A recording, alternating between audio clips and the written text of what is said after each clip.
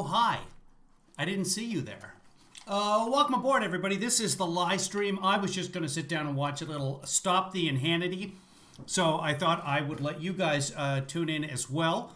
If you've already watched Hannity, that's fine. More power to you. I just had to see his thoughts on what happened today. If you'd like to support this broadcast, we have been demonetized by YouTube. So right now I am dependent completely on the kindness of strangers. Patreon, become a patron. Go to kevinleefather.com. Use the Cash App if you have it. If you don't have it, don't get it.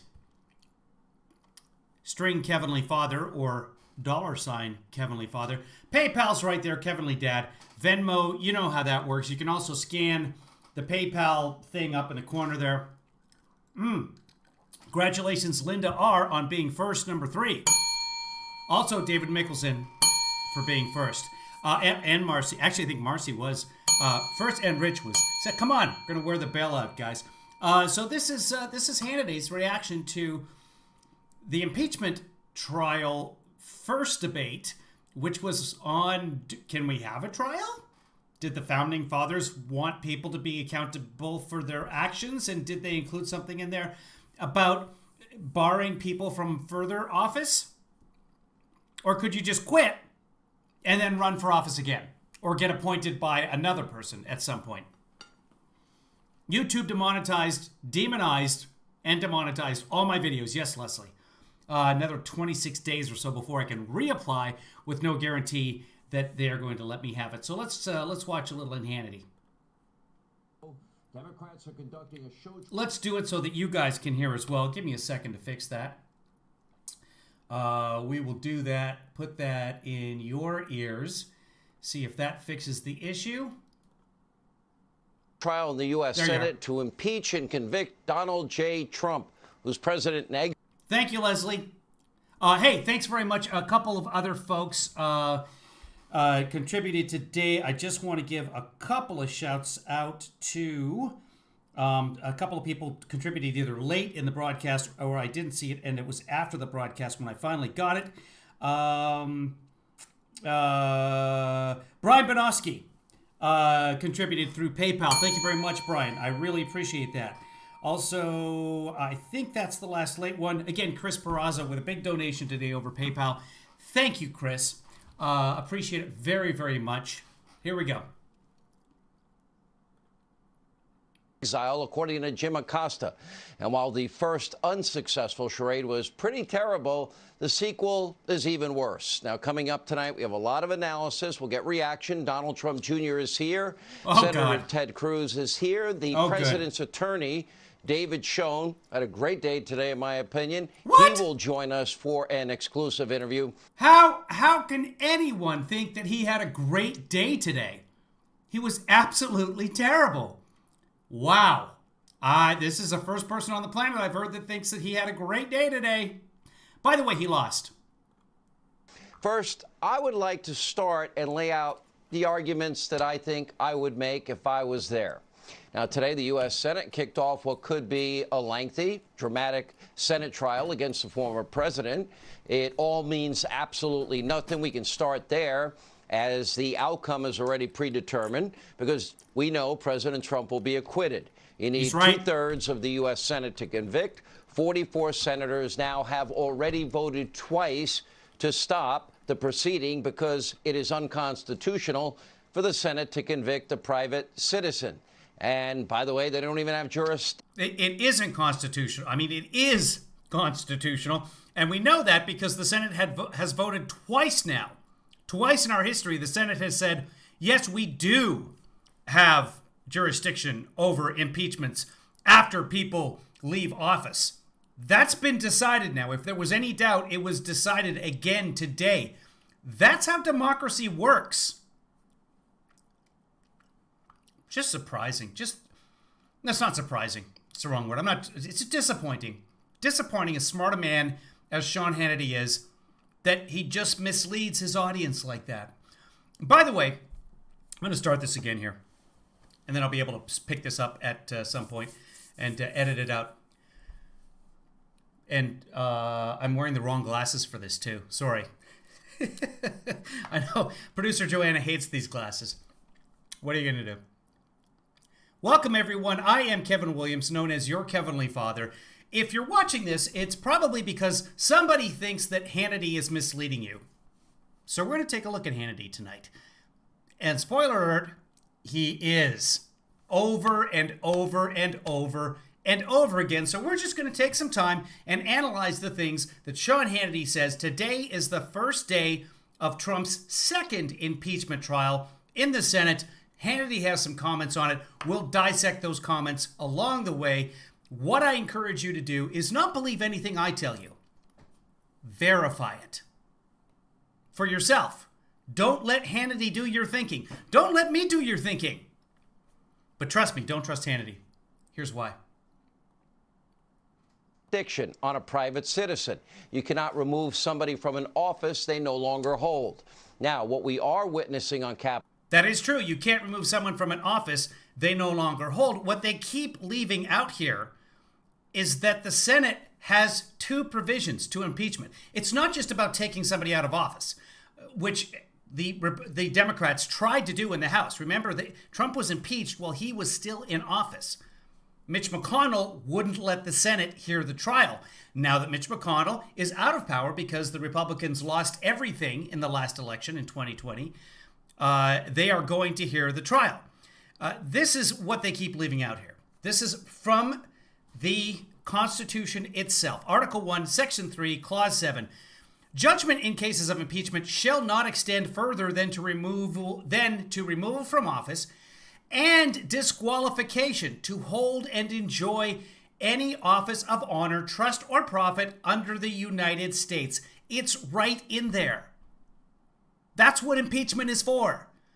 When you convict somebody of impeachment, you disqualify them with a vote of just a simple majority in the Senate, disqualify them from holding any other office for the United States. That's what this trial is now. That's why we're doing this. Go ahead, Sean. Capitol Hill is a complete, total waste of taxpayer time. Richard, are we saying Trump wasn't impeached? Trump was impeached. Trump has been impeached twice. Impeachment happens in the House. Impeachment is like an indictment. They say, yes, we're charging you with this, with violating the public trust, with high crimes or high misdemeanors. And what high means in that situation, as the Founding Fathers saw it, was people holding high office. A president, a king, a judge. Anybody holding high office in the United States or elsewhere was subject to impeachment. Impeachment comes from England. And the Founding Fathers, of course, were subjects of England before the Revolution. And so they based impeachment off of what they saw happening in England, where it was commonplace to try somebody for impeachment after they had already given up their office. You can look that up yourself. Don't believe me on that one. Time, your money, your resources. This will solve nothing. It will improve nothing. It will not make your life better in any way. It will not unite the country like Joe says he wants to do. It will not. This isn't about uniting the country. This is about accountability. Unfortunately, with all the Republicans in the Senate, they won't vote to convict Trump. I hope I'm wrong. Ease tensions in the country. It will not create. Richard Steele, tell me what you're talking about. By the way, if you're watching this, we do broadcast this live. There are people in the chat room over there. If you're watching this delayed, you can't chat right now. It is 10 p.m. Pacific, the first day of the impeachment trial, which is the 9th of February, 2021. If you're watching this delayed or on replay, you can't participate in that chat. But I do try and participate in the chat and answer questions when I can. A single job. It will not provide necessary COVID relief and a more organized distribution. Which is fine because the Senate is currently going through the process of confirming Biden's appointees. Typically, the Senate, when they're doing an impeachment trial, they only concentrate on the impeachment trial. But the way the schedule is working right now is they are doing two things at once. So they are doing the business of the United States. Sean's completely wrong. Of the Donald Trump vaccine. In other words, Operation Warp Speed. Democratic governors are messing it up in state. Operation Warp Speed has nothing to do with what's happening in the Senate right now. That is under the executive branch, which is controlled by Joe Biden, the president of the United States, and he's completely staying out of this whole impeachment thing. That's a congressional issue, not an executive branch issue. So Joe Biden is doing things about the coronavirus right now. Just yesterday, they had a coronavirus task force meeting. One is scheduled for tomorrow. Sean is wrong. After state. Now, this charade only serves the Democratic Party, their own obsessive. Holy crap, he called it the Democratic Party. Typically, he calls it the Democrat Party. I like that. Maybe we've got a shot at unity here. He's calling the Democratic Party by the correct name. It's impressive. Thank you, Sean. Give me him a ding for that. Compulsive need to impeach Donald Trump and avenge the results of 2016. They never got over it. They never will get over it. Take a look. That could be seen as an impeachable offense. Impeachable offense. Impeach 45! Impeachable. Impeachable offense. Impeachment. Be impeachable. That's an impeachable offense. Impeachable offense. Impeachment. Impeachment. Impeachable offense. Grounds for impeachment. Impeachable. Grounds for impeachment. Impeachment. An impeachable offense. Impeachment. Impeachable. We're going to impeach them. Impeachable. If that's not impeachable, I don't know what is. On impeachment. Is it impeachable? Grounds for impeachment. Talk of impeachment. None of us came to Congress to impeach a president, but now we have to do our duty. Now, That's fine. What's wrong with that? Congress people, if they see an impeachable offense, they should call for an impeachment of the president. That's how the Constitution works. That's what they're supposed to do. Now, at least twice, those impeachable offenses have risen to the point of impeachment. Once, when he tried to get the Ukraine to investigate his political opponent, Joe Biden, who eventually beat him. And now, when he incited a riot, not only by his speech on January 6th, but for 2 months, claiming that he had lost the race was fixed, the Democrats were cheating, that Joe Biden didn't really win, and that somehow, Mike Pence could overturn the results of the election on January 6th during the electoral count, which is simply not factual.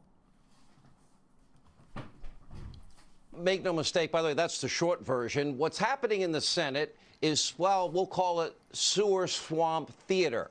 Now, it's complete with hysteria, hyperbole, and, of course, just calling it swamp theater is fine. You don't need sewer swamp theater, but that's not really a fact check, just a personal opinion. Swamp theater, I like swamp theater.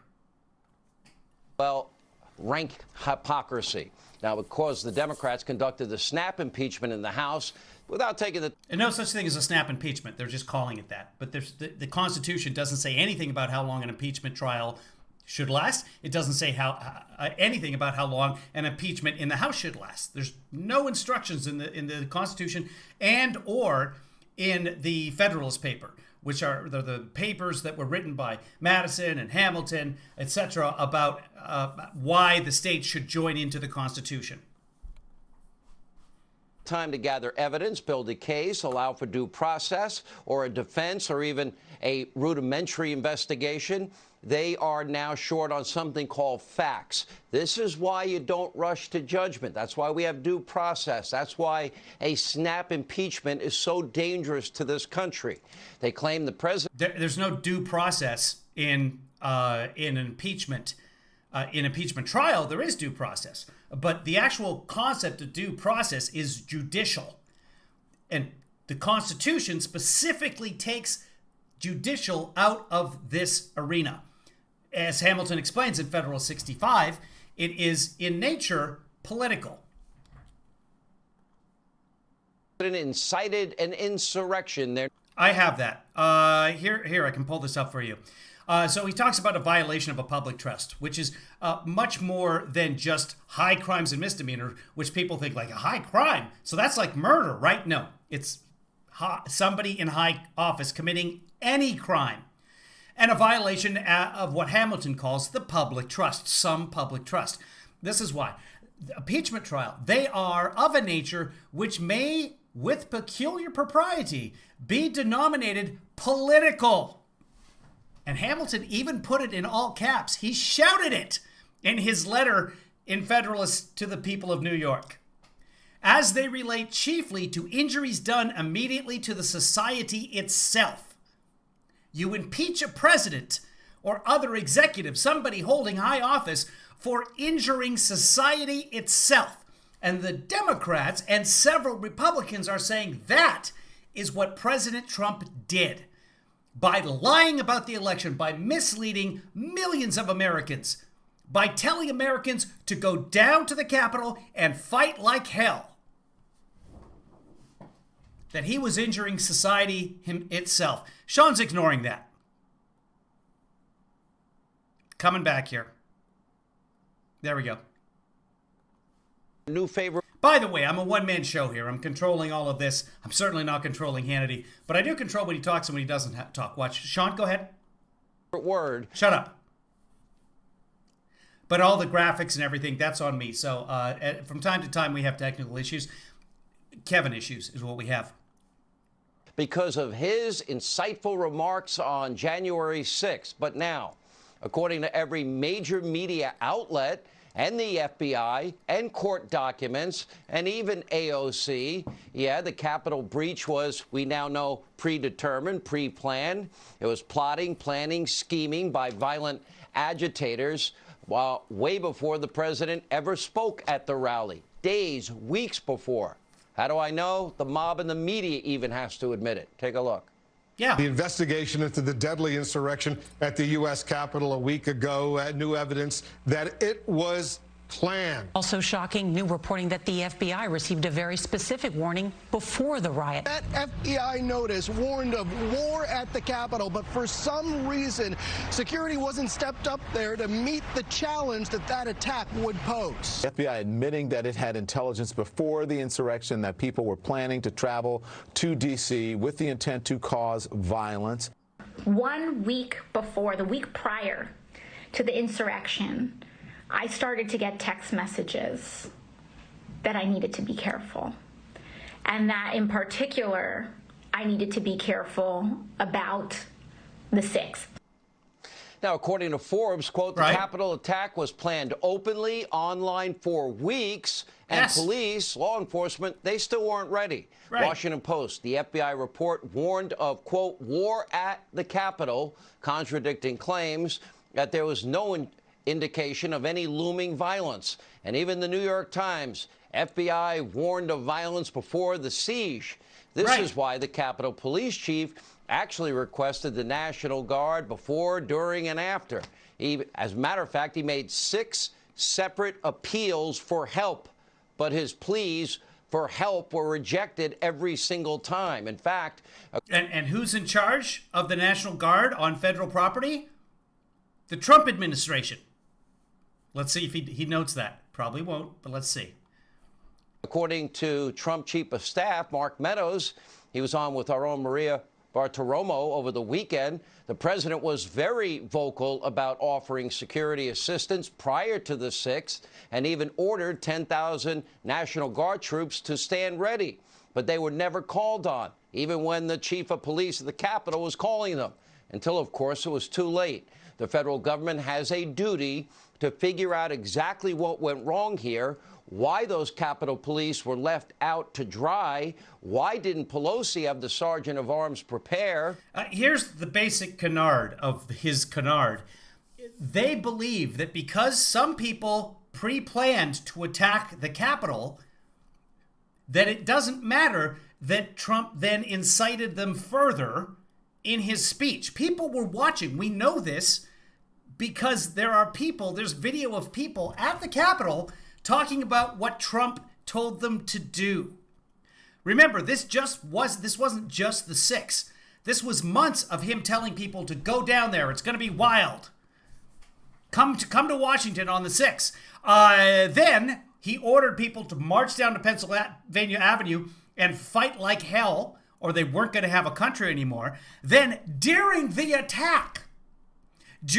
actual attack, he tweeted, Mike Pence didn't have the courage to do what should have been done to protect our country and our Constitution, giving states a chance to certify a corrected set of facts, not the fraudulent and inaccurate ones which they were asked to previously certify. USA demands the truth. during the attack on the Capitol, when people had set up a noose outside to hang Mike Pence, and in the Capitol, you've probably seen these videos, they were chanting, "Hang Mike Pence." Trump tweeted, Mike Pence didn't have the courage to do what should have been done to protect our country and our Constitution.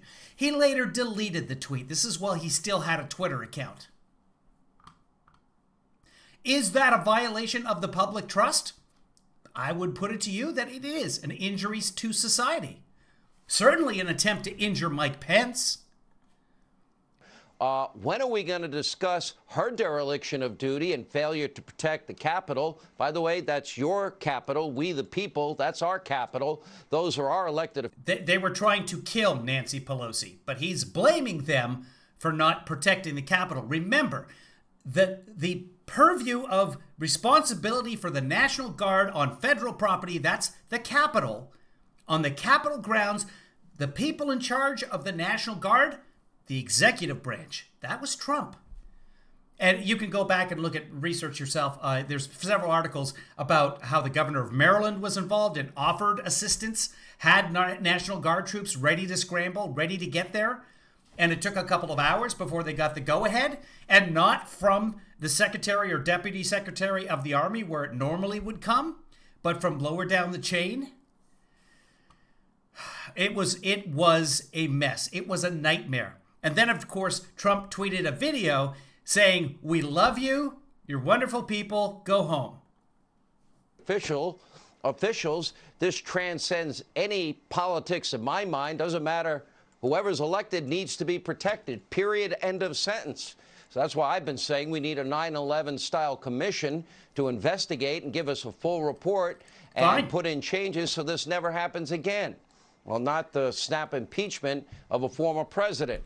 That directly impacts. No. You do the impeachment immediately because the president has attacked the country. You try and get him out. Now, it is not the Democrats in the House's fault that Mitch McConnell refused to hear it. That's on Mitch McConnell. It's the argument, by the way, that President Trump's rally speech was responsible for inciting the insurrection. If it was planned in advance, no argument can be made that it's both.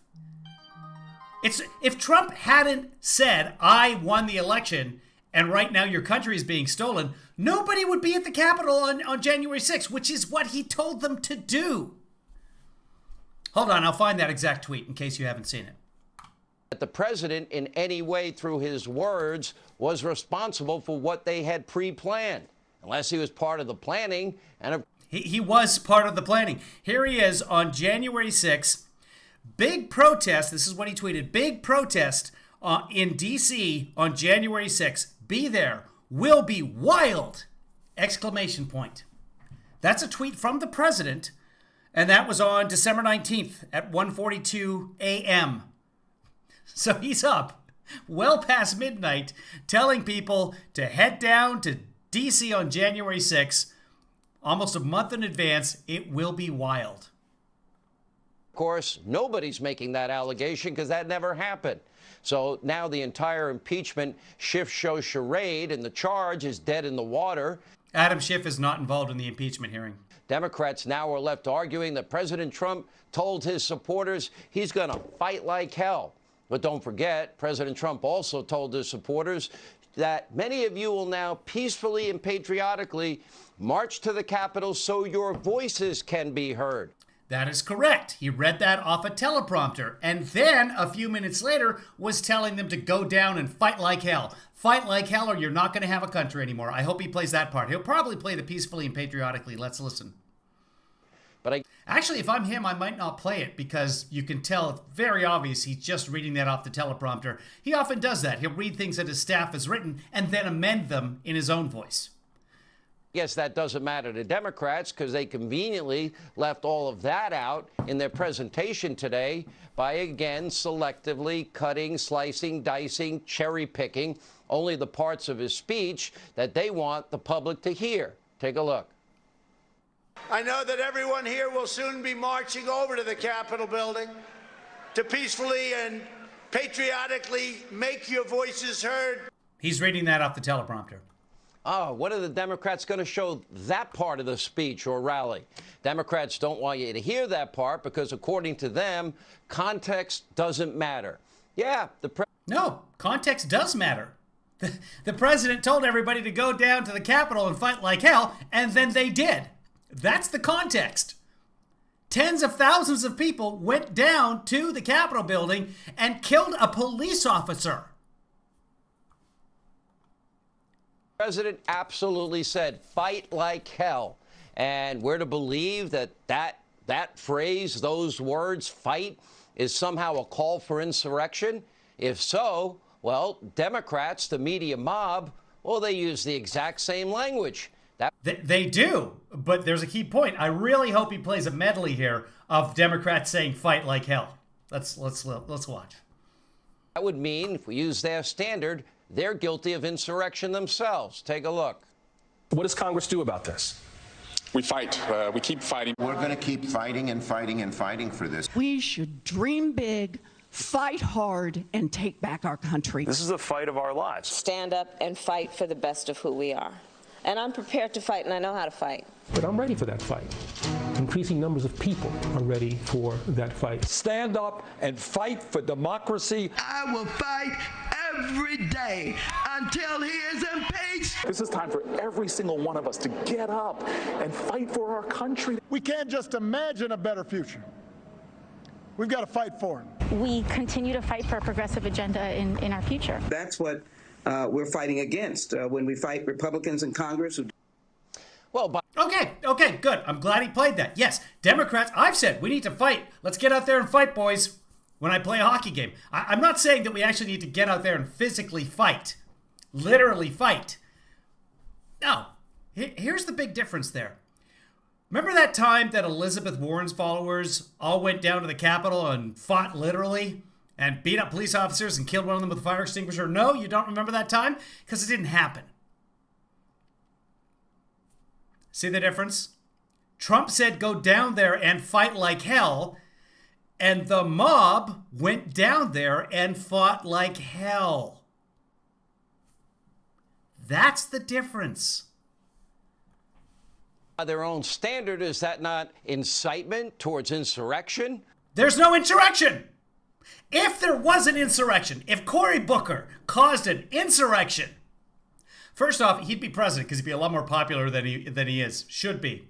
But if Cory Booker was responsible for an insurrection, then yes, let's expel him from the Senate. But he wasn't. What about this violent rhetoric from Joe Biden himself? Take a look. Yeah. I really hope this is about going behind the gym at the high school. Let's watch. They asked me, would I like to debate this gentleman? And I said, no. I said, if we were in high school, I'd take him behind the gym and beat the hell out of him. Okay. If Joe Biden was in high school and literally took Trump behind the gym and beat the hell out of him, I could say you've got a little bit of a case there. But he didn't. That's a metaphor. Trump's people don't understand a metaphor. Trump doesn't understand how metaphors work. I can prove that too, but let's move on. I don't know what would happen to any conservative that said they wanted to take any Democratic president in the back of the gym and beat the hell out of him. So do we impeach Joe Biden? He said it about a sitting president. What about... If Joe Biden takes Trump behind the gym and beats the hell out of him, yes, impeach Joe Biden. I'll wait. Has anybody seen Joe Biden lately? Has it? He's not beating up anyone behind the gym? Okay. This incitement, insurrection language from Senator Cory Booker. You decide. Let's hear it. Before I end, that's my call to action here. Yes. Please don't just come here today and then go home. Go to the Hill today. Yes. Get up and please get up in the face of some Congress people. Yes. Get up. Get up in the face of some Congress people. That's discussion. That's how democracy works. That's fine. That's fine. On the Capitol, where they work. They work for you. You are the boss. The American people are the boss of the people in the Capitol. And when it's appropriate, you go down to the Capitol and you speak to them. You get in their face. That's fine. That's how it works. In the face of your Congress people, when are we going to impeach insurrectionist Cory Booker? Or is it okay for a Democratic senator to call for getting in the face, violence even, against members? Oh, whoa, Sean. Sean, he's asking the question. He's not saying it's violence. You see what he does? He says, violence even? Is it okay for a Democratic senator to say, get in the face or kill them? No. Do you see what Sean Hannity does? He asks questions like that. He makes you think that, and later you might think, well, Cory Booker said that we should be violent. No, that's not, that is not advocating violence at all. Go down to the Capitol and get in the face of your congressperson. That's what you're supposed to do. That is civic responsibility. It's not violence. Again, do you see the difference? Now, if Cory Booker has said that, and one of his people has gone down to, one of his followers went down to the Capitol and was violent with their congressperson, there's an issue there. But that's just not what happened. Some Congress people. Get up in the... Well, watch again what Hannity does here. He's misleading you, literally leading you in the wrong direction with a question. He doesn't say that Cory Booker's violence. He asks the question, violence even? The face of your Congress people. When are we going to impeach insurrectionist Cory Booker? Or is it okay for a Democratic senator to call for getting in the face, violence even, against members of Congress? No, it's not okay if they call for violence. Cory Booker did not call for violence. And what about Senate Majority Leader Chuck Schumer on the steps of the United States Supreme Court? Yeah. I want to tell you, Gorsuch, I want to tell you, Kavanaugh, you have released the whirlwind, and you will pay the price. You won't know what hit you if you go forward with these awful decisions.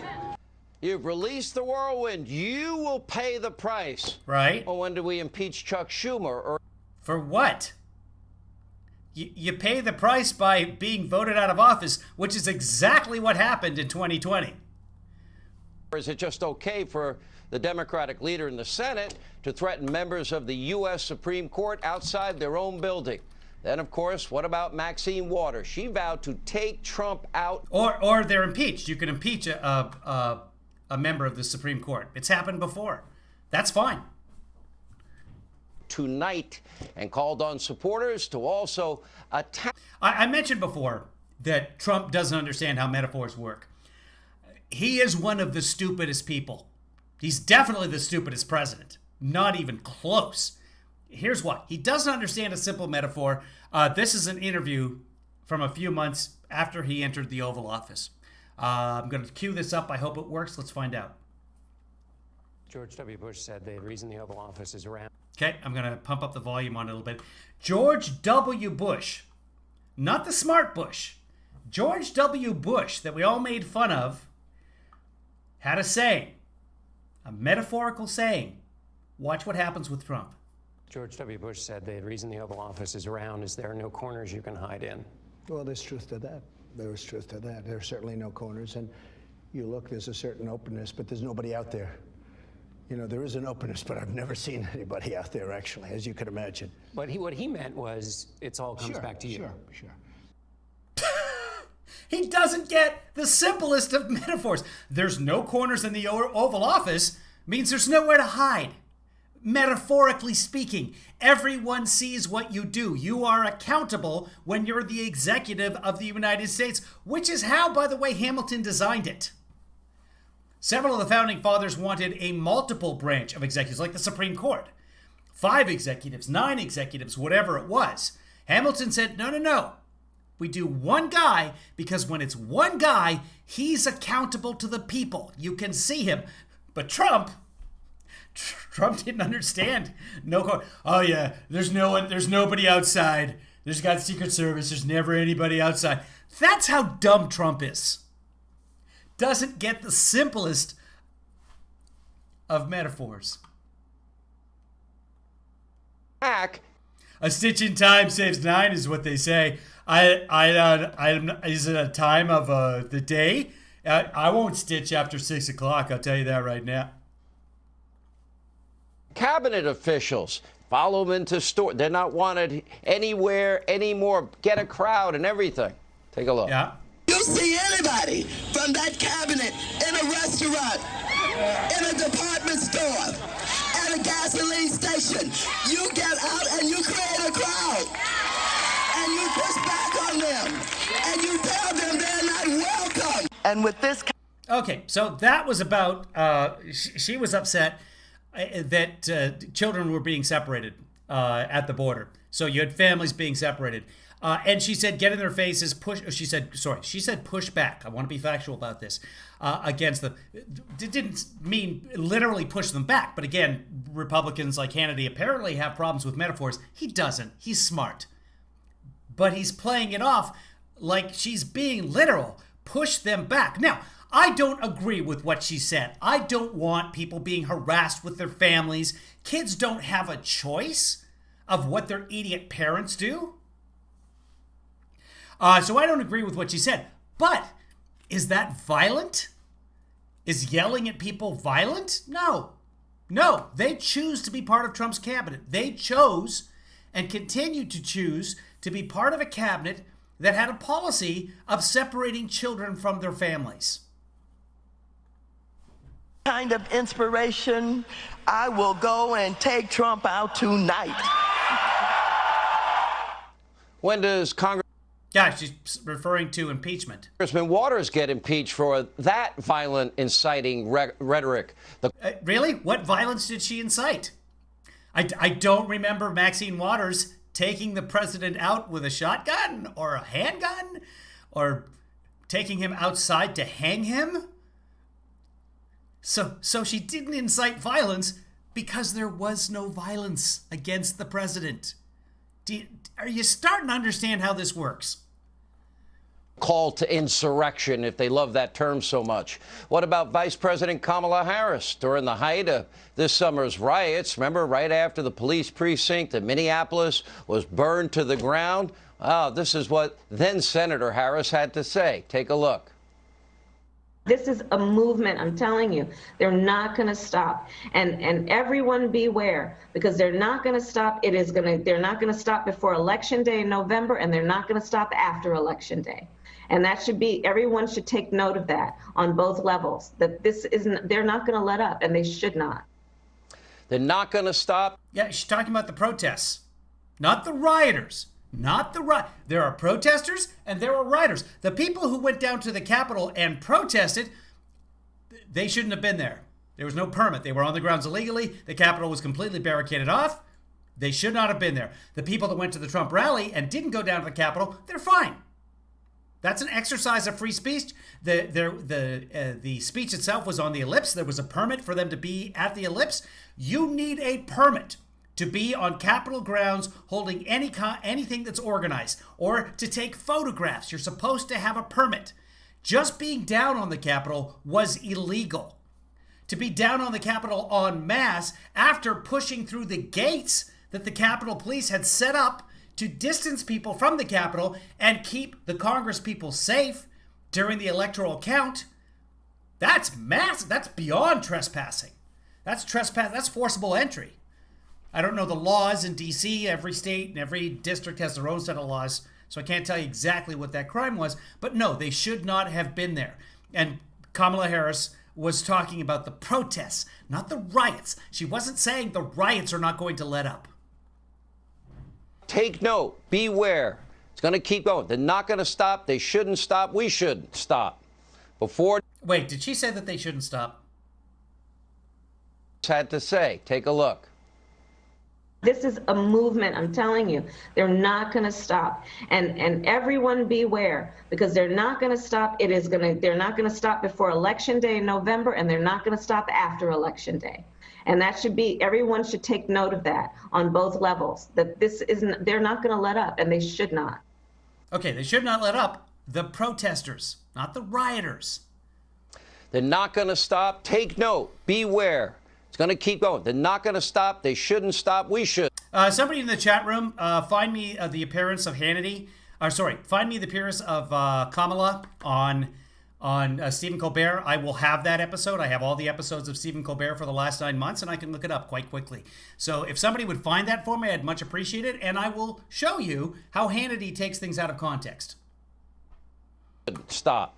Before, during, after those remarks, American cities, they were facing a wave of violent riots. So, does it not count as an incitement, again, their charge, to insurrection when far-left rioters attack a federal courthouse in Portland for weeks on end, or occupy entire city blocks in the middle of Seattle, or burn a police station to the ground in Minneapolis, or, let's see, just take over police stations or lay siege on the White House when the president and his family were inside?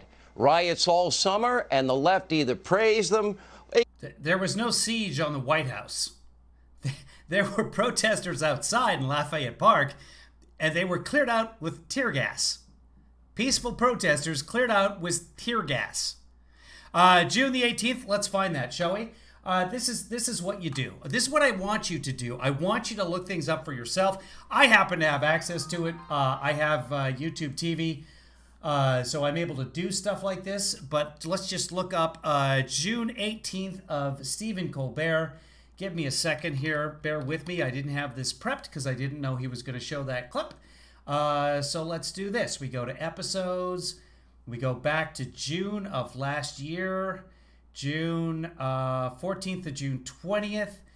June, that's August 21st. Okay, YouTube TV is not cooperating with me, but I do see Kamala Harris. This might be mislabeled. It says August 21st on my feed, but let's just watch it because there is a picture of Kamala Harris. Innovation from the freezer aisle to... Hold on. Let me scan forward here. Scanning. Kamala would probably be the first guest. There she is. This is probably the interview. It's labeled as August 21st. That might be because it was repeated on August 21st. That's what I'm guessing. But let's have a look here and talk about the protests. Let's see if there's any clue in here as to when she's going to do that. I don't want you guys to have to sit through the whole interview. So what we'll do is we'll start the interview and we'll scan through it. These are difficult cases, but I have confidence in the ability of that. Police departments and district attorneys have to get over in order to address some of the issues of the protesters in the streets. If Here we go. Let's go back. Evidence, but these are difficult cases, but I have confidence in the ability of that prosecutor to seek justice and to achieve justice. it seems like a simple thing to have happen, especially since there's video evidence. But I think it shows there's a kind of a low bar that the police departments and district attorneys have to get over in order to address some of the issues of the protesters in the streets. If someone shoots an unarmed man, black or white, that person should face consequences. So part of what I'm fighting for right here in DC right now is that Gonna go to the next question. one of the components of, We'll find it. well, as you and I know, you can reason away just about any cases around the country. There have been cases that are handling these cases. They're talking about police shootings and obviously George Floyd. Will you vote to advance that to... Moving forward. Stephen, when we talk, what the people who are by the thousands in 50 states of America marching for is that there be equal justice under law, as we promise as an ideal, a founding ideal of our country. We're not doing that right now. And part of the reason we're not doing that is we are not holding police officers who break the rules and break the law. We are not holding them accountable, and there's not serious consequence. And so our bill does that. What I've seen in terms of what was offered today on the Republican side, it talks about training. Skip forward. Meaningful in there from what you saw. No, it's window dressing, but George Floyd. These are not new grievances, but they have gone unaddressed. She's talking about the bill that the Republican Senate put forward that didn't hold police accountable for their actions. Because the system cases, Breonna Taylor was a prosecutor. The attention that DA may be in pattern and practice investigations administration, but we need to renew those. The state's Thanks, top Mike. cop. Yeah. Okay. Okay, we're still looking for it. The police means, because some people may. I have seen the system and of law enforcement and said we need to acknowledge the fact that no matter how difficult that may be and deal with it. It takes time. This is what I do. I take the time to research this. Thinking has been to suggest that by putting more police officers, high rates of home ownership, health care, and it is affordable. So when we talk about how are we going to achieve safety, we really have to have an honest conversation. Is truly safety. Okay, hopefully she's back for another segment. Yep. The greatest movements that have. With Senator Kamala Harris. You've joined protests in Washington, D.C. First of all, did you wear a mask? I did, but I will tell you the first protest I ever attended was in a stroller when my parents were marching in the 60s. So it's kind of something I've done my entire life. Yeah. I know that your mom was very politically active. What did you learn from her? I learned that the greatest movements that we have seen in recent history in our country, but probably since the beginning, have been born out of protest, have been born out of understanding the power of the people to take to the streets and force their government to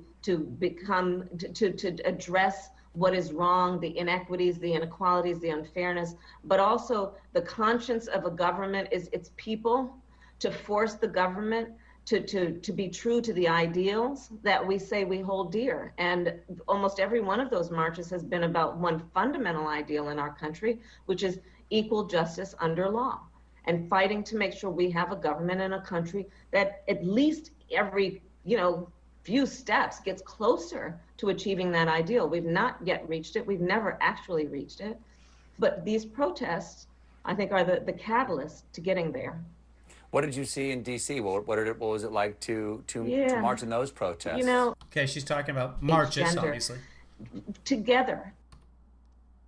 That we should recognize this is not just a moment, it is a movement. It is a movement that is fueled by the diversity, the beautiful diversity of who we are coming together as a unified body, demanding, in this case, change and justice for everyone. As a senator, as a politician, someone who has to respond to the constituents, what do these protests mean to the ability to affect change legislatively? Because the reason I ask is because I woke up this morning, I looked down at that. We do like a news breakdown at night, news breakdown in the morning. I looked at everything. I went, where's the report on the protests? Well, are they gone? Are we not just talking about them anymore? I bet this because it seems to me it has to be sustained in order to maintain the pressure and to maintain that commonality of purpose for people of all races in the United States to bring this kind of justice as being called for. How important is it for these protests to continue? It's critically important. And I'm going to tell you something. I made a very conscious decision to become a prosecutor. I grew up in a community that was not always on the best end of law enforcement in terms of how the laws were applied. There's not a black man I know, be he a relative or a friend, who has not been the subject of some form of racial profiling or excessive force. So when I made a decision to become a prosecutor, it was a conscious decision, which was to go inside the system and have some leverage there to effectuate change. I say that to say this. The only way we're going to truly achieve change is when there are people in the system who are willing or pushing to do it, and when there are those folks who are outside of the system demanding it. I am very clear that some of the success that we've been able to achieve around criminal justice reform would not have happened in recent years were it not for Black Lives Matter.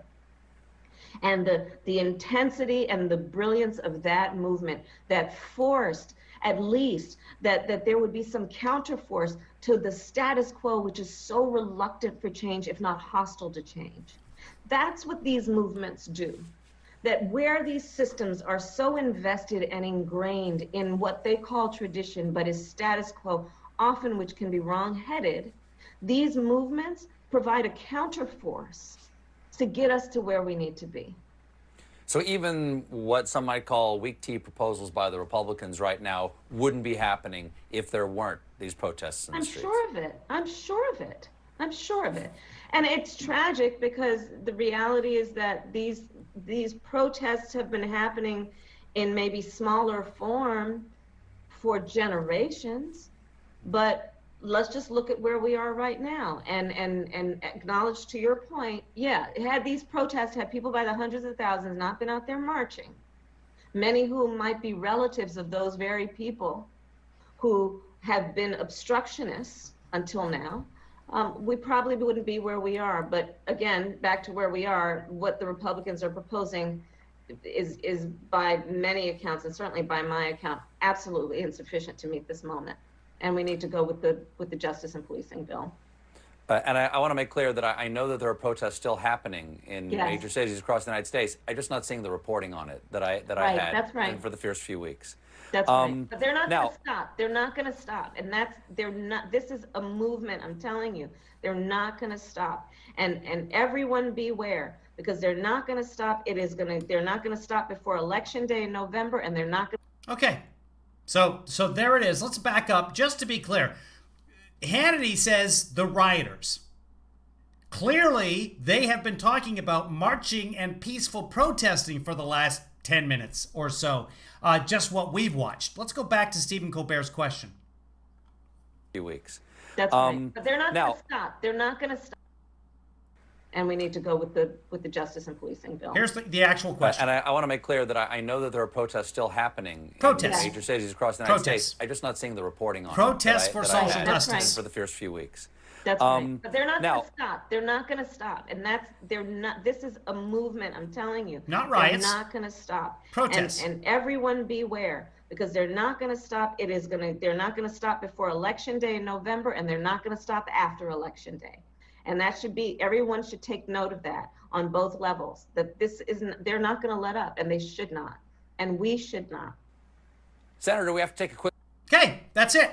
That's what Hannity does. He shows you things out of context. Kamala Harris was clearly talking about protests and marches for social justice and change in the United States. That's how democracy works.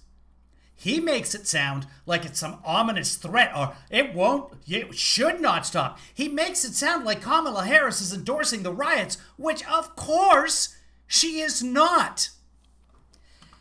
If you are watching Hannity, you are being deceived. You are being lied to. Let's go back and watch a little bit more of Hannity. This has turned into a much longer fact check than I thought it would be. Well, actually, I knew it would go this long.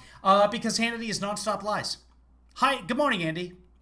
If you're watching on delay, right now we're broadcasting on the West Coast in Los Angeles because of the fact that we live in a worldwide internet. Now we're getting people from Germany, from Ireland waking up, from elsewhere in Europe. We have people watching from all over the planet. People around the planet care about what happens to you, an American. I think that's a nice feeling. Let's just go back and see how he frames this. Okay, so now it's going to shoot me all the way back. Hold on. Oh, ha! I am good. Here we go. Let's listen to the way he frames Kamala Harris. Was burned to the ground.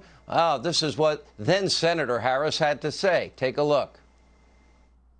She's not talking about things being burned to the ground. This is a movement, I'm telling you. They're not going to stop. And everyone beware, because they're not going to stop. They're not going to stop before Election Day in November, and they're not going to stop after Election Day.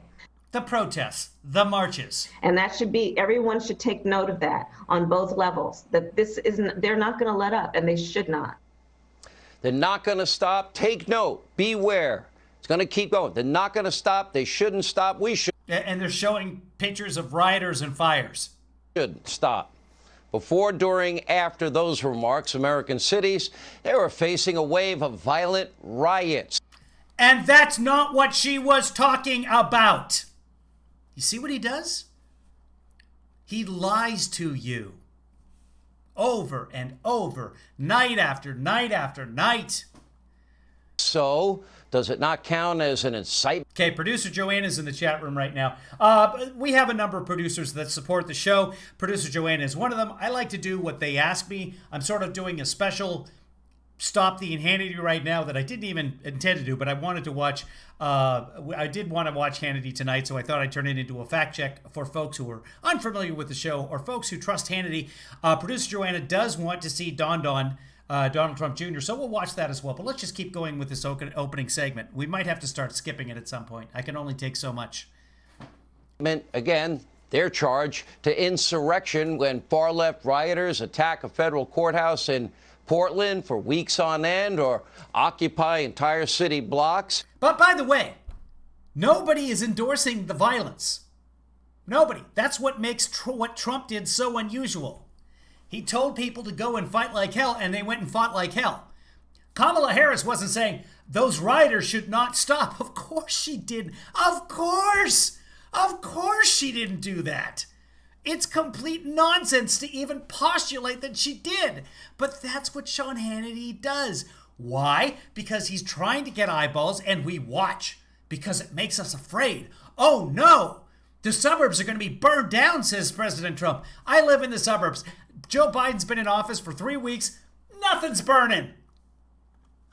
In the middle of Seattle, or burn a police station to the ground in Minneapolis, or let's see, just take over police stations or lay siege on the White House when the president and his family were inside. Riots all summer, and the left either praised them, ignored them, or downplayed them. After all, the riots this past... Nobody praised the riots. Nobody. Nonsense. Year, and this is the only one they get outraged about. Well, over the summer, nearly 30 people died, over 2,000 police officers. They were hit with rocks and bottles and bricks and Molotov cocktails and frozen water bottles and worse. And what about the Unionists? Remember the people that stormed the Wisconsin state capitol? Well, Nancy Pelosi praised them, said it was an impressive show of democracy in action. Went on to say she stands in solidarity with those that invaded and occupied, the state capitol building. Wow, how time... Peacefully. Peacefully. See the difference? They weren't tearing down signs. They weren't bashing in police officers' head with fire extinguishers. I know a few cops. I've had relatives that are few cops. If I picture that, I can't. The left has been condemning violence forever. Here's Kamala's boss. They say, well, why won't Joe Biden come out and say something about it? 3 days after George Floyd was killed and the protests were happening, he wrote an article online saying, please, violence in any form is bad. Here's Joe Biden. And by the way, violence in response is never appropriate. Never appropriate. Never appropriate. Peaceful protest is. Violence is never appropriate. Never appropriate. And then this is actual violence. I don't want to show you guys this. But Biden says over and over and over again, please, guys, don't do violence in any form. In any form. Where else? I've got more of that as well, of Biden saying don't do violence. Let me just do a quick check. Again, I don't know what Hannity is going to say, so I don't have things queued up for you. Here we go. Here's another time. Which is happening. And by the way, I condemn violence in any form, whether it's looting or whatever it is. And by the way, when I spoke to I spoke to the... He continually condemns violence in any form. But that Joe Biden, that sleepy Joe, he doesn't even know where he is. Times have changed. So will Pelosi and her fellow Democrats hold themselves accountable, or is this... Yeah, because they haven't done anything. This impeachment charade shift show a total sham? Again, Adam Schiff not involved in the impeachment? The answer is obvious. Not only is the impeachment premise unconstitutional, hypocritical, totally insane, but this now officially constitutes a kangaroo court. Look at this. No, that's not an official thing. He can't. He's not in charge of kangaroo courts. He can't just declare it officially a kangaroo court. He says things like that all the time. The judge presiding over the trial, it's not Chief Justice Roberts, as the Constitution calls for. Why? Because he wanted nothing to do with this Schiff show charade and this show trial. Not a Schiff show. Instead, the presiding judge is Democratic Senator Pat Leahy. He called him Democratic again. Holy crap, what is happening? That guy right there was also, well, he's a member of the jury, and to make matters worse, he already voiced he's presiding over the whole thing. And he's as the presiding officer. He's not a judge. There is no judge in this case. Already voiced. He will not sentence Donald Trump if Donald Trump is convicted. Hannity just doesn't understand how things work. His support for Donald Trump's conviction, writing, quote, "For the good of the country, he must lead his party in voting to convict President Trump and prevent him from holding future office." Now, if you ever go to court, do you want... This isn't a court. Again, we've discussed this. Hamilton said it's a political process. And the Founding Fathers specifically made it so. That's what impeachment is. That's what impeachment was before America was founded. That's what impeachment continues to be. They knew that. Want to get a judge that has already decided you're guilty before the whole thing started? And meanwhile, the Democratic impeachment managers are also deeply flawed. You got Eric Swalwell, his longtime BFF, you know, the person named Fang Fang, the Chinese spy. You got Jamie Raskin. That guy actually challenged the... Okay, there's no evidence that Fang Fang was his best friend. Allegations have been made by the right of an affair between Eric Swalwell and Fang Fang, the Chinese spy. There's no evidence of that. None. And as soon as the Swalwell campaign found out that Fang Fang was being accused of being a spy, they immediately cut all ties. So, again, that's the thing about spies. They very rarely tell you that they're a spy. Kind of how it works. 2016 election results, which he seems to now think is an impeachable offense. And ultimately, the show trial will drag on, I don't know, days, if they call witnesses, weeks. In a way, I kind of hope... Yeah, the Chief Justice is supposed to be in charge of the trial if the president's in office, because otherwise it would be the vice president or the president pro temp of the Senate, which in this case is Leahy. You can't have a president or a vice president presiding over it, because you could have a vice president presiding over a process that could make him president. So that's why there's a conflict of interest. In this case, Chief Justice Roberts said, I don't want to do it, not interested. And so the president pro temp, which is typically how impeachments are done, unless they involve a president or a vice president. In this case, Trump is not president anymore. So it's the president pro temp. The Chief Justice doesn't have to get involved. If he was still president, it would have to be the Chief Justice. But that's how the Constitution's written. If they do call witnesses, I've got a great list for the Republican senators. Well, we are going to see hysteria. You're going to witness feigned, selective moral outrage. We will all witness rank hypocrisy. I will be morally outraged anytime someone says to a crowd, go down there and fight like hell, and they bash in a police officer's head. Another police officer loses 3 fingers. 100 police officers are injured. More than 100. One police officer loses an eye. I will be morally outraged when that happens, Sean. I wish that you were too. And what is nothing but a detestable double standard. But the outcome... Speaking of double standards. It's pretty certain and predetermined. President Trump will be acquitted, and this will all be for nothing. Watch your great elected officials in action. Here with reaction, Donald. Except that they're doing their job. This is what the Senate is supposed to do. That's what the House was supposed to do when they impeached him. See? So the Democrats are actually doing their job. Donald Trump Jr. And some of the Republicans as well. All right, a lot to digest. Hey, this is the president's son, Donald Trump Jr. He is biased, but rightfully so. I do not begrudge him that. Four major arguments in my mind. One, it's unconstitutional. Two, it's not. The snap impeachment was made before we found out that the whole thing had been pre-planned in advance. Three, the insurrectionist language of the left, which I kind of think is a big deal. We knew that it was pre-planned. We knew that many people were going there, traveling from outside. This whole oh, it's a surprise. No, it was not. We can get to more. Your thoughts? Well, Sean, if it wasn't for double standards, the Democrats would have no standards at all. I mean, I think in your monologue, you sort of highlighted...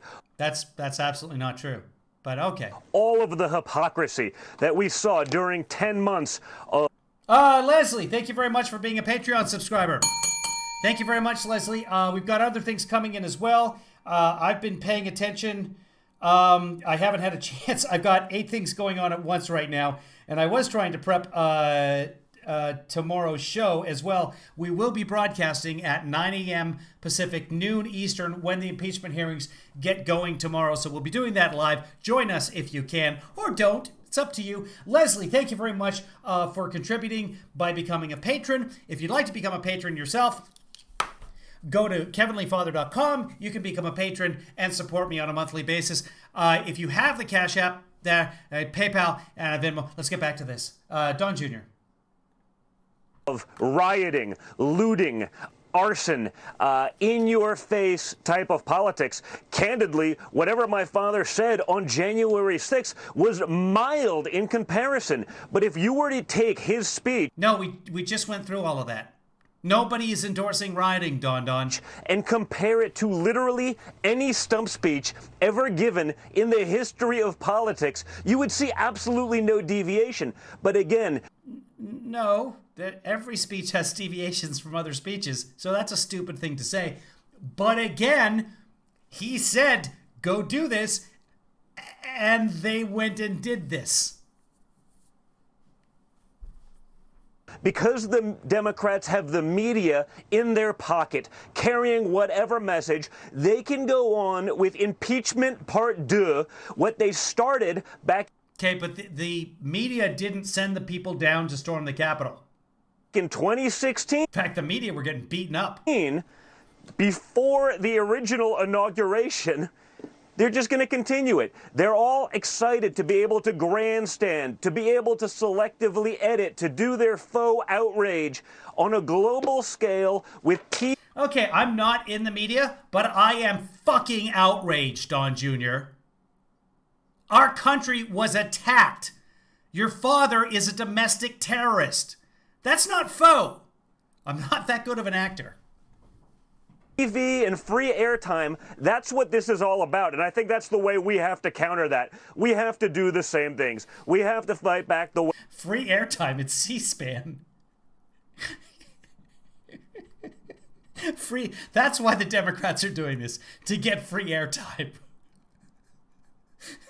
way the Democrats fight. And I don't mean physically, because in today's world, if you say the word fight, all of a sudden, magically, that means an insurrection.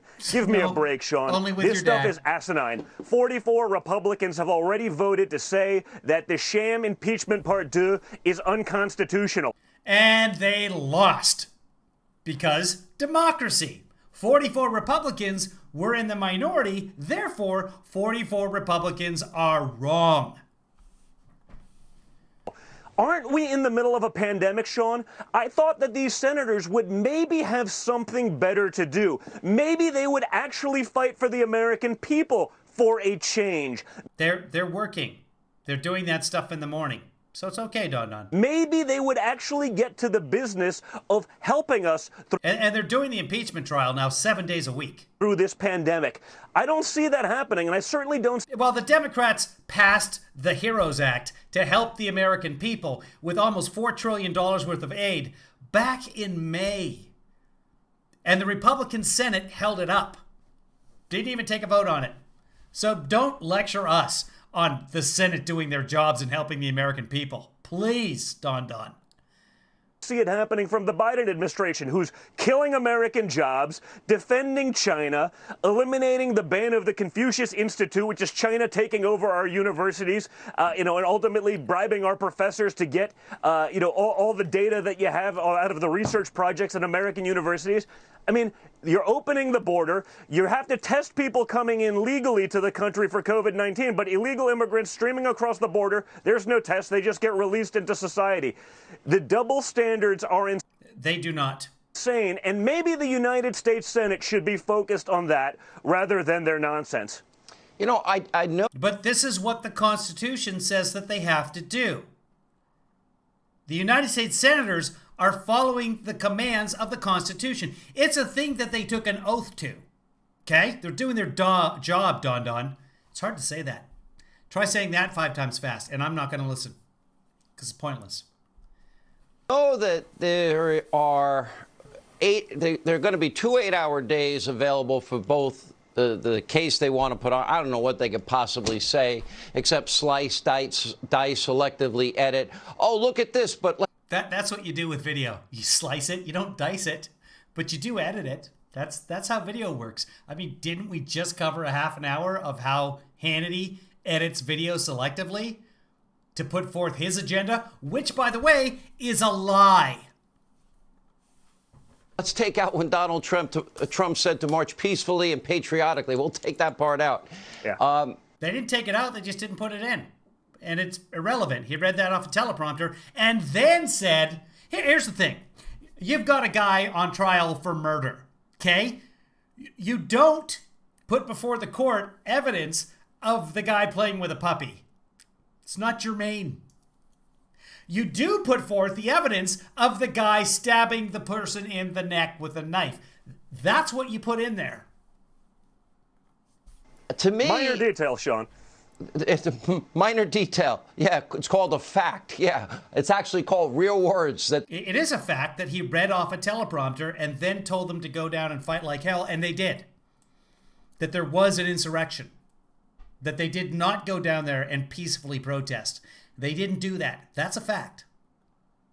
They didn't want. That's inconvenient. I shouldn't say that. Probably some of them did go down there peacefully. Some of them did. But we're not impeaching anybody for that. In fact, that is also, technically that's impeachable, but not the people, the president sending them down there to break the law. This is the president of the United States telling people to go down there and trespass on the Capitol grounds and overwhelm the police. For their argument. But it's not inconvenient, their insurrectionist language, Don Jr., is it? It's not, if we apply the standards to them, then all of the ones I played and many more, I could go on all night, they would be guilty based on their own standard. And yet the media is only... And yet there was no insurrection. So they're not guilty by their own standard, Sean. On one side. That's sad. Correct. And more importantly, the Republicans are also, and rightfully so. I don't think we should be impeaching everyone in the Democrat caucus who said ridiculous things are, frankly, much more inflammatory than anything that Donald Trump said. I'm not about that. Although, if they're going to pursue these things, Republicans have to stop trying to play the game differently. We got to play hardball if they're playing hardball. We've been playing t-ball for generations while the Democrats have played hardball. We've turned the other cheek as they've slapped us in the face and laughed as they've won every major fight along the way while we claim some sort of moral high ground and losing everything. That's what Donald Trump showed the Republican Party, that you can push back, that you don't... Mike, thanks very much for tweeting me Seth Aberson's thread. I typically read Seth. And we're not going to read it tonight because we want to cover this, but I will take a look at that. Thank you very much. Don't have to go with their norms, that you don't have to listen to the media when they're just flagrantly putting out nonsense. You can actually push back, and I hope that the Republican Party does that. If they go back to the old ways of just rolling over and dying each and every time someone in the media wants to write a... Well, here's the thing about the old ways for the Republicans. They used to win elections. Just saying, Don. mean piece about them because they can't stand them or their constituents or Donald Trump's 75 million people that voted for him in this country, the highest of any conservative in the history of America. There's now it's the highest of any conservative. No future for the party. So they better learn from that. And as much as I despise the notion of it, we have to be playing the same game. So we got to come out aggressively. We got to pursue those kind of ideas if they're going to do it. It's the same with cancel culture. Notice that only goes one way. I'm not for cancel culture, but if they're going to use it against us, against half of the country on a daily basis, and use it to get rid of people, to suppress them, to bully them, and it's bullying in so many cases. If they come after me, it's one thing. I got a platform. I'm a big boy. When they go after some of these people that don't have any platform, they try to attack them, as CNN has done with random people who post something on Facebook. That kind of bullying has to stop, and we have to push back accordingly. Hey, Don. So the GOP has censured congresspeople in their own party. The GOP in the House just took a vote to kick Liz Cheney out because she voted her conscience on impeachment. They had a vote. You want to talk about cancel culture? They tried to expel her. Look it's cancel culture. Oh, are you or have you ever been a supporter of Donald Trump? Re-education camps. They won't hire people that... There's no re-education camps. That's not a serious thing. It's an idea. But there are no re-education camps for Trump supporters. Don't worry. That serve their country in the White House. Oh, Don Jr. might buy a house in the neighborhood. Oh, I get the vapors. Oh, the feigned outrage. It is the sickest it's ever been. Ever. It really is. I mean, it's McCarthyism on steroids. I mean, think about it this way. I mean, they're doing this across the board, but even within the military, if you have conservative leanings, we're going to be purged. Well, I don't know. I called a couple of friends, of mine, in the SEAL teams. How many guys do you think would lean left in the teams? They go about maybe 1%, and they'd be really, really moderate on on just about everything. So this notion of purge. I'm not sure that A, he has friends in the SEAL teams. The SEAL teams. B, the military support is about 40-60 in favor of the Republicans overall. I don't know specifically about the SEAL teams, but do we govern by SEAL team mandate? I don't know. I like me some SEALs. I know a couple of SEALs. I should call them up. But yeah, no. I don't think that's how we do things. Conservatives from the military what are they protecting? I mean, these people have to represent the military? Americans. This is half of the country that they're talking about, trying to cancel, trying to suppress. No, nobody is canceling half the country. Nobody is suppressing half the country. They're welcome to vote anytime we encourage it.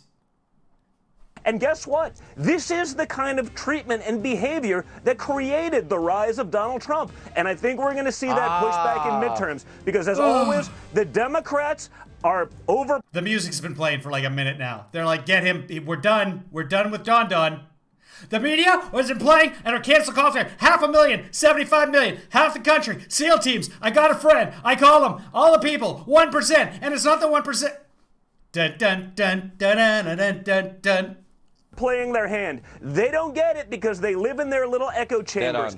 And I understand the irony of the son of a billionaire from Manhattan having a better pulse of the American people than the people chosen by those people to represent them in Congress. But no, you don't, Don, because your guy lost, okay?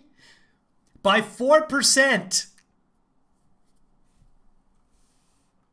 The Congress is clueless. The Democrats in 306 to 232. Okay? Congress have no idea what's going on because they have their lackeys in the media telling them they're right about all of their nonsensical attacks. All right. Okay, but the Republicans lost the House. The Republicans lost the Senate. The Republicans lost the executive branch. That's the pulse of the nation. Wow. Why don't you go to Congress and argue with David Schoen? You'd be the perfect guy. All right, Don Jr., thank you. Yeah, get up in his face. All right, up next, will AOC apologize to Ted Cruz for saying he almost... I don't care. Okay, I think that's it for tonight, guys. That was another hour 20. I got to save my voice for tomorrow. We will be broadcasting the second day of the impeachment hearings.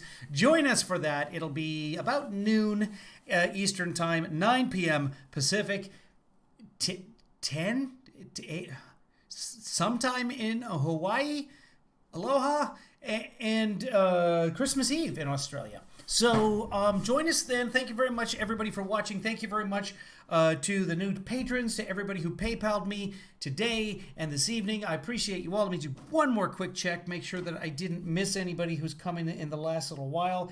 I don't think that I did. Let me refresh that. Shh, you be quiet. I appreciate it. If you haven't heard, YouTube has demonetized me because I'm harmful. So there you have it. So I was going to do some editing tonight, some splicing and dicing, and put up a summary of the impeachment thing from today, but without actually any monetization from YouTube. It doesn't seem to be worth my time. Plus, Rachel and some other shows are doing a wonderful job of it. Am I still interested in your TV? I am, producer Rich Mack, executive producer. I'm also interested in doing the t-shirts. So right now, I've got a couple of software issues that I'm messing with. Hopefully, I'll be working through them in the next couple of days. We will see you tomorrow at noon, Washington, D.C. time. To clear it up for everybody. Thanks for watching. Here's some credits. No, they're not updated yet.